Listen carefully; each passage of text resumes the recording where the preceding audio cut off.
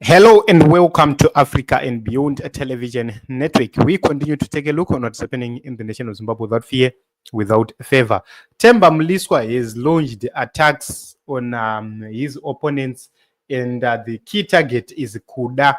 This is a man who is being accused of running businesses based on political connections. And it's very, very important for us to look at what SABHUKU Mliswa has said. It says a legitimate business or a businessman needs not to survive on the muscle of politicians, but professionally is to remain viable and thriving through all political seasons and outfits. Any business entity subsidized by political muscle is defective and living on borrowed time. And it's true. So if you look at Econet and its subsidiaries, despite the economic hardships, they are trying by all means possible to survive. They are surviving.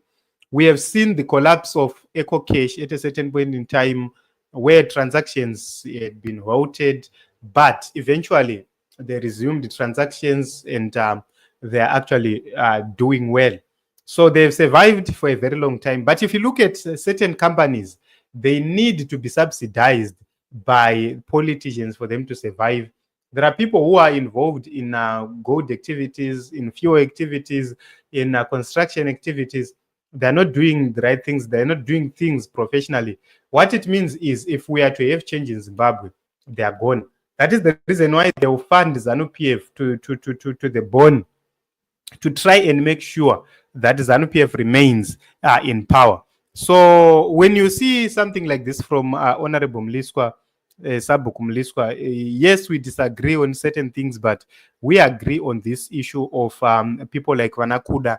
They run their entities like tax shops, but they benefit more from political muscles. There are certain people who were paid after the November 2017 coup. We know them. They tried to run their businesses, agriculture. It crumbled.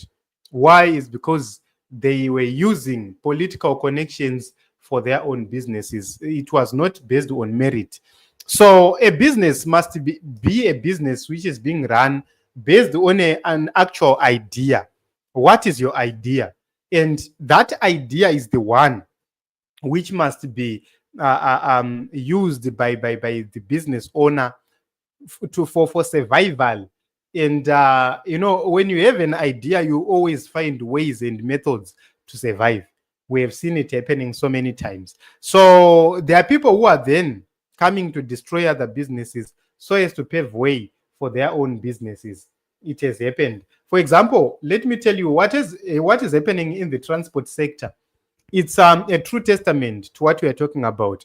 It's people who want to protect their own businesses, so they thrive by pushing out other business actors from the sector. But that makes Zimbabwe fail to grow. Our country end up not growing at all. And also we have seen it happening in the fuel sector. There are selected people in the mining sector. It's very difficult for you to get a license in these mentioned sectors, the fuel sector, the mining sector.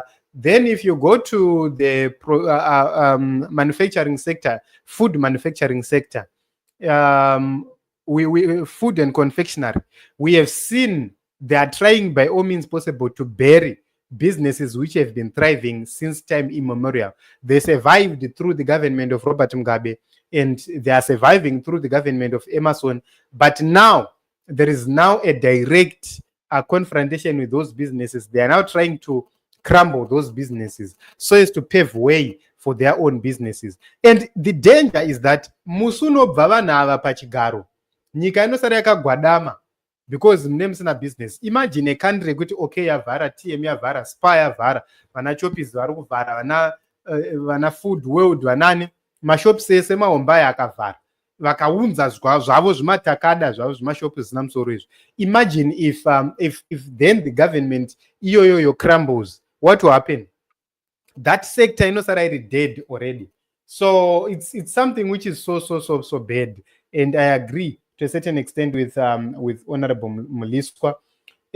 Business and politics must be separated.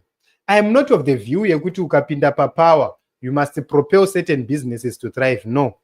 You have to put policies in place which allows the citizens of your country to invest more, then they grow very rapidly to an extent they can now grow to other countries, because businesses are motivated by profit. So if I see that I have grown in Zimbabwe, I've exhausted the market in Zimbabwe, I will start to think of investing in Botswana, in South Africa, in Malawi, in Mozambique.